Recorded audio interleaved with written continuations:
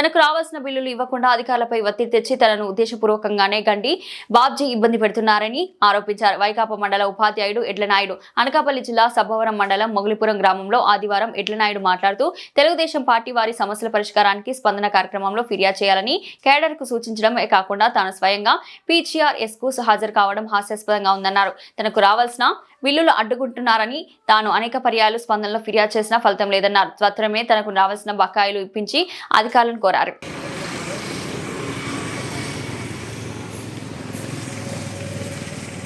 ఈరోజు నా పేరు ఎడ్లనాయుడు, మాది మొగలిపురం గ్రామం.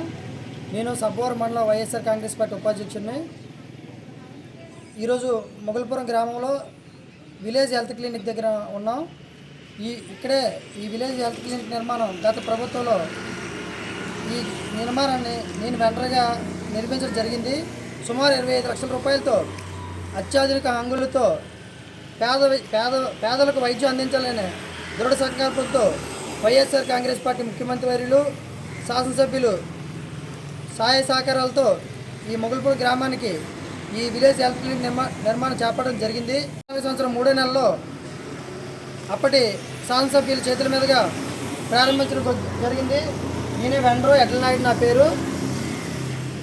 దీనికి సంబంధించి 2024 11 నెల 20వ తేదీన 7,50,314 రూపాయలు MGNREGS ఖాతా మొగలిపురం గ్రామ సచివాలయం నందు జమ అయి నేటికి 12 నెలలు అయింది.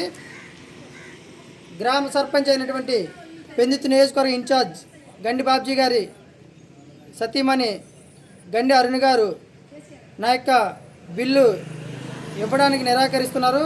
PGRS ఇచ్చిన నాకే న్యాయం జరగలేదు, ఎటువంటి సమస్యలు లేవు. కాకపోతే ఎంతో అడవాడి చేస్తూ తమ నాయకుల్ని, తమ ప్రభుత్వ అధికారులు ఉండి తమ అధికారుల దగ్గరికే గండి బాబ్జీ గారు వెళ్ళి స్వయంగా PGRS పరిష్కార వేదికలో సమస్యల పరిష్కారం అవ్వలేదని చెప్పడం విడ్డూరంగా ఉంది.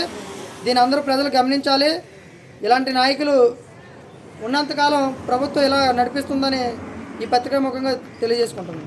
అదే మేము ఇది పెట్టేస్తాం. ఇలా బిల్లు ఇప్పించమని గత 12 నెలల నుండి సుమారు 35 PGRSలు గౌరవ కలెక్టర్ గారికి ఇవ్వడం జరిగింది.